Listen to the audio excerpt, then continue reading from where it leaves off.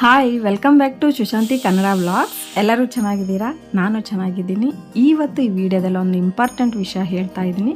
ಕಾಮಾಕ್ಷಿ ದೀಪ ನಾವು ಯಾವತ್ತು ತರಬೇಕು, ಯಾವ ಟೈಮಿಂಗ್ಸ್ ಏನಿಲ್ಲ, ಯಾವತ್ತು ತರಬೇಕು, ಆಮೇಲೆ ಇದು ಬಂದು ನಮಗೆ ಏನೇನು ಚೆಕ್ ಮಾಡಿ ತರಬೇಕು, ನಾವು ಅಂಗಡಿಯಿಂದ ತಂದಾಗ ಏನೇನು ಚೆಕ್ ಮಾಡಬೇಕು ಅದು ಇಂಪಾರ್ಟೆಂಟ್ ಆಗುತ್ತೆ. ಆಮೇಲೆ ಯಾವ ಎಣ್ಣೆ ಹಾಕಿ ದೀಪ ಹಚ್ಚಬೇಕು, ಯಾವ ಡೇ ದೀಪ ಹಚ್ಚಬೇಕು ಅನ್ನೋದು ನಾನು ಡೀಟೇಲ್ಸ್ ಆಗಿ ಈ ವಿಡಿಯೋದಲ್ಲಿ ಹೇಳ್ತಾ ಇದ್ದೀನಿ. ಕಾಮಾಕ್ಷಿ ದೀಪ ನಾವು ಮನೆಗೆ ತಂದಾಗ ಮುಂಚೆ ನಾವು ಅಂಗಡಿಗೆ ಹೋದ್ಮೇಲೆ ಈ ಥರ ಕೆಲವು ಟಿಪ್ಸ್ ಇರುತ್ತೆ, ನೀವು ಗಮನವಿಟ್ಟು ನೋಡಿ. ಕೆಲವನ್ನ ನೀವು ಗಮನಿಸಿ ನೋಡಿ ಮನೆಗೆ ತರಬೇಕು. ಹಂಗೆ ಹೋಗ್ಬಿಟ್ಟು ಅಂಗಡಿಯಲ್ಲಿ ಪರ್ಚೇಸ್ ಮಾಡಿ ತರೋದಲ್ಲ, ನಾನಿಲ್ಲಿ ಹೇಳ್ತೀನಿ ನೋಡಿ. ಈ ಥರ ಟಿಪ್ಸ್ ಫಾಲೋ ಆಗಿ ನೀವು ಕಾಮಾಕ್ಷಿ ದೀಪ ತಗೊಂಬರ್ಬೇಕು. ನೋಡಿ, ಇಲ್ಲಿ ನಾನು ತೋರಿಸ್ತಾ ಇದ್ದೀನಲ್ಲ ವಿಡಿಯೋದಲ್ಲಿ, ಫಸ್ಟು ನಾವು ಆ ಸೈಡಲ್ಲಿ ಇರುತ್ತಲ್ಲ ಅದನ್ನು ಫಸ್ಟ್ ನಾವು ಸ್ಟಾರ್ಟ್ ಮಾಡಿದಾಗ ಲಾಭದಿಂದ ಸ್ಟಾರ್ಟ್ ಮಾಡಿ ಎಂಡ್ ಬಂದಾಗ ಲಾಭದಿಂದನೇ ಎಂಡ್ ಆಗಬೇಕು. ನೀವು ಲಾಭದಿಂದ ಸ್ಟಾರ್ಟ್ ಮಾಡಿ ಎಂಡ್ ಬಂದಾಗ ನಷ್ಟ ಆಗಬಾರ್ದು.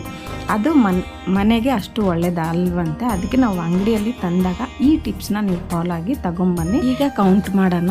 ಲಾಭ ನಷ್ಟ, ಲಾಭ ನಷ್ಟ, ಲಾಭ ನಷ್ಟ, ಲಾಭ ನಷ್ಟ, ಲಾಭ ನಷ್ಟ, ಲಾಭ ನಷ್ಟ, ಲಾಭ ನಷ್ಟ, ಲಾಭ. ನೋಡಿ, ನಾವು ಸ್ಟಾರ್ಟಿಂಗಲ್ಲಿ ಲಾಭದಿಂದ ಸ್ಟಾರ್ಟ್ ಮಾಡಿ ಎಂಡ್ ಬಂದಾಗ ನಮಗೆ ಲಾಭ ಅನ್ನೋದೇ ಬರಬೇಕು. ಇದೊಂದು ಗಮನವಿಟ್ಟು ಕೇಳಿ. ಗೊತ್ತಾಯ್ತಲ್ಲ ಈಗ ಯಾವ ಥರ ಲೆಕ್ಕ ಮಾಡಬೇಕಂತ.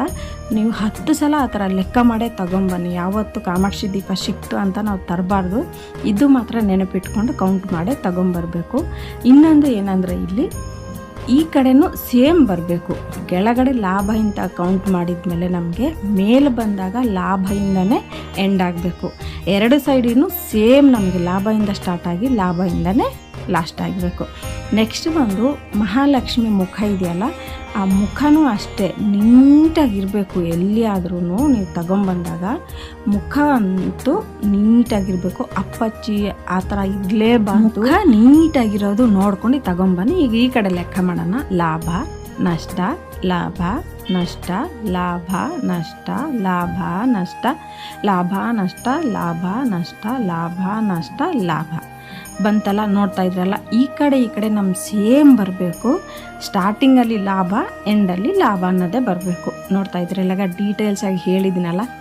ಇದೊಂದು ಗಮನವಿಟ್ಟು ನೀವು ಅಂಗಡಿಯಿಂದ ತಗೊಂಬನ್ನಿ. ಅದು ಶುಕ್ರವಾರ ತಗೊಂಬನ್ನಿ, ತುಂಬ ಒಳ್ಳೆಯದು. ಓಕೆನಾ? ನೆನಪಿಟ್ಕೊಳ್ಳಿ, ಶುಕ್ರವಾರ ತಗೊಂಬನ್ನಿ ಮನೆಗೆ, ತುಂಬ ಒಳ್ಳೆಯದಾಗುತ್ತೆ.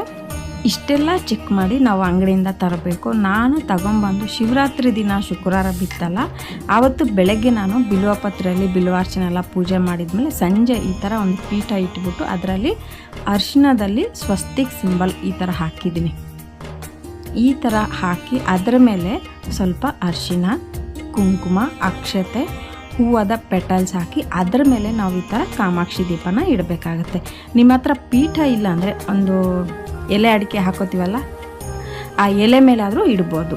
ಇಟ್ಟಿದ ಮೇಲೆ ಆ ದೀಪಗೆ ಈ ಥರ ಅರಿಶಿನ ಕುಂಕುಮ ಜೊತೆ ಅಲಂಕಾರ ಮಾಡ್ಕೋಬೇಕು. ನಾನು ಆ ಥರ ಅಲಂಕಾರ ಮಾಡಿದಾಗ ನನಗಂತೂ ತುಂಬ ಖುಷಿ ಆಯಿತು. ಯಾಕಂದರೆ ಬೆಳಗ್ಗೆ ಬಿಲ್ವಪತ್ರೆ ಜೊತೆ ಅರ್ಚನೆ ಎಲ್ಲ ಮಾಡಿದ್ದೀನಿ. ಈಶ್ವರ ಪಾರ್ವತಿ ಮನೇಲಿದ್ದಾರೆ. ಈಗ ಸಂಜೆ ಕಾಮಾಕ್ಷಿ ದೀಪ ರೆಡಿ ಮಾಡ್ತಾಯಿದ್ದೀನಿ. ನಿಜ ಆ ಫೀಲಿಂಗ್ ಬೇರೆ ಕಣ್ರಿ, ತುಂಬ ಚೆನ್ನಾಗಿರುತ್ತೆ.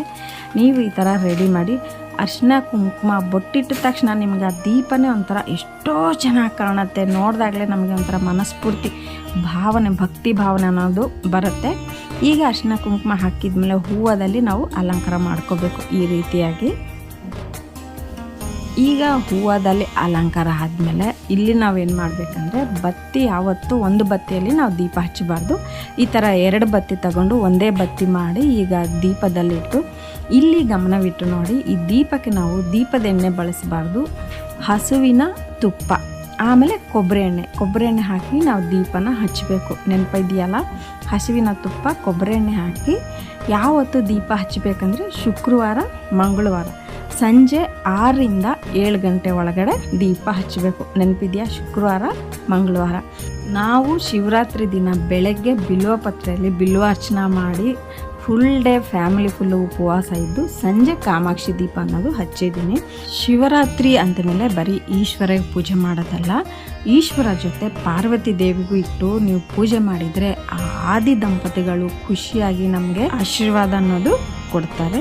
ಈಗ ಕಾಮಾಕ್ಷಿ ದೀಪ ಹಚ್ಚಿದಾಗ ನೀವೇನು ಮಾಡಬೇಕಂದ್ರೆ ಮನಸ್ಸಲ್ಲಿ ನಿಮ್ಗೆ ಏನಾದ್ರು ಬೇಡಿಕೆ ಇರಲಿ ಅಥವಾ ಮಕ್ಕಳು ಮದುವೆನೋ ಮನೆ ಕಟ್ಟೋದು ಏನಾದ್ರು ಬೇಡಿಕೆ ಇದ್ದರೆ ನೀವು ಮನಸಾರ ಸ್ಮರಣೆ ಮಾಡಿ ಅಂದರೆ ಒಂದು ಹರಕೆನ ಹೊತ್ತುಕೊಂಡು ದೀಪ ಹಚ್ಚಿ ತುಂಬ ಒಳ್ಳೆಯದಾಗುತ್ತೆ. ನಾನು ಈ ಥರ ಹೇಳ್ತಾ ಇದ್ದೀನಿ ಅಂದರೆ ನಾನೊಂದು ಜ್ಯೋತಿಷಿ ಅಲ್ಲ. ನಾನೊಂದು ವಿಡಿಯೋದಲ್ಲಿ ಒಂದು ವಿಷಯ ಹೇಳಬೇಕಂದ್ರೆ ನಾನು ಇಲ್ಲಿ ಒಂದು 4-5 ಜನ ಹತ್ರ ವಿಚಾರಣೆ ಮಾಡಿ ಆಮೇಲೆ ನಾನು ವೀಡಿಯೋನ ಮಾಡಿ ಅಪ್ಲೋಡ್ ಮಾಡ್ತಾಯಿದ್ದೀನಿ. ಯಾಕಂದ್ರೆ ನನಗೇನು ಗೊತ್ತಿಲ್ಲದೆ ನಾನು ವೀಡಿಯೋನ ಅಪ್ಲೋಡ್ ಮಾಡೋಕ್ಕಾಗಲ್ವಲ್ಲ. ನಾನು ಎಷ್ಟೋ ಜನ ಹತ್ರ ಕೇಳಿ ಈ ಥರ ವಿಚಾರಣೆ ಮಾಡಿ ವಿಡಿಯೋ ಅಪ್ಲೋಡ್ ಮಾಡ್ತಾಯಿದ್ದೀನಿ. ಕರ್ನಾಟಕದಲ್ಲಿ ತುಂಬ ಜನ ಕಾಮಾಕ್ಷಿ ದೀಪ ಅಂದರೆ ತುಂಬ ನಂಬ್ತೀವಲ್ವ ನಾವು. ಸೊ ಅದಕ್ಕೋಸ್ಕರ ನಾನು ಎಲ್ಲರ ಹತ್ರ ತಿಳ್ಕೊಂಡೆ ವಿಡಿಯೋ ಮಾಡ್ತಾಯಿದ್ದೀನಿ. ಈಗ ನಾವು ದೀಪ ಹಚ್ಚಿದ ಮೇಲೆ ಧೂಪ ದೀಪ ಈ ಥರ ಮಾಡಿ ಸಂಜೆ ಟೈಮೆಲ್ಲ ಈ ಥರ ಪೂಜೆ ಮಾಡ್ಕೋಬೇಕಾಗತ್ತೆ. ನೋಡ್ತಾ ಇದ್ದೀರಲ್ಲ. ಈಗ ಧೂಪ ದೀಪ ಆದಮೇಲೆ ಈಗ ನೈವೇದ್ಯ.